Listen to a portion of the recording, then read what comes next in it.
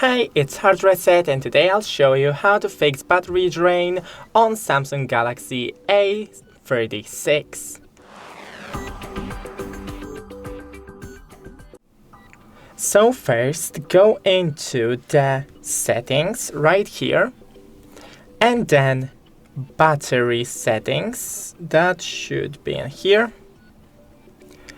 Now we have power saving mode and enable it. I'll disable it for now because it enables some features that I want to show you how to turn on manually.